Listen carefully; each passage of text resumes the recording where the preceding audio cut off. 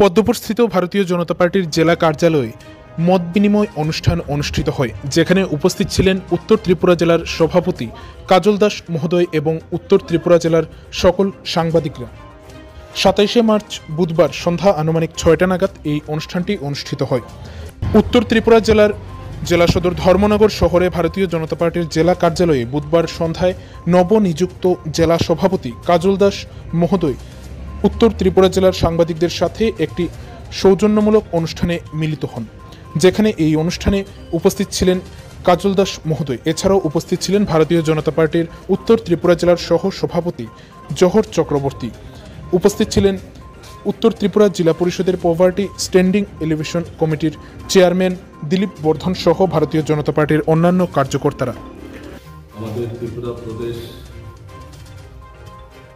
সভাপতি রাজীব ভট্টাচার্য মহাশয়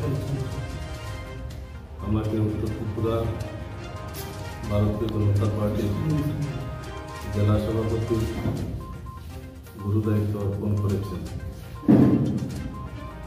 এই গুরু দায়িত্ব পালন করার ক্ষেত্রে এই আসন্ন লোকসভা নির্বাচনকে সামনে রেখে আমি আপনারা যারা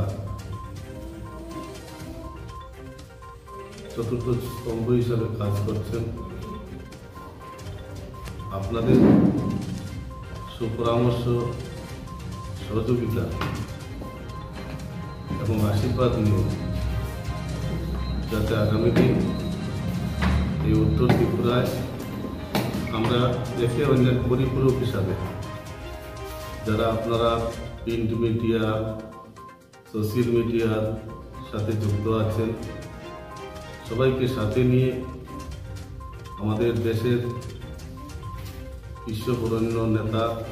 শ্রদ্ধেয় নরেন্দ্র মোদীজি এই ভারতবর্ষের হৃদ গৌরবকে উজ্জ্বল করার লক্ষ্যে কাজ করছেন, সেটাকে সমাজের অন্তিম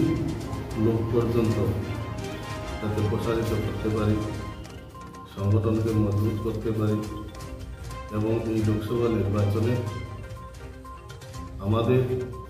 এবং সমাজের এবং আপনাদের প্রত্যেকটা পবিত্র ভোট আমরা নরেন্দ্র মোদীজিকেও অর্পণ করে, সমর্পণ করে আমরা যাতে ওনাকে শক্তিশালী করতে পারি, সেই জন্য আজকে আপনাদেরকে ডাকা। আমি আবারও বলছি, আপনারা ধর্মনগরে যারাই এই পেশার সাথে যুক্ত আছেন, আমি আপনাদের কাছে সবিনয় অনুরোধ করব, আমাদের উত্তর ত্রিপুরার ভারতীয় জনতা পার্টির যে বিভিন্ন কর্মসূচি এবং আদর্শ যাতে আমরা আপনাদের সহযোগিতায় সমাজের মধ্যে আরো স্বীকৃতি ঘটাতে পারি এবং পরামর্শ, সহযোগিতা, আশীর্বাদ নিয়ে সবসময় আপনাদের পাশে থেকে আপনারাও আমাদের পাশে থাকবেন, এই আশা ব্যক্ত করে সবাইকে আবারও নমস্কার জানাচ্ছি।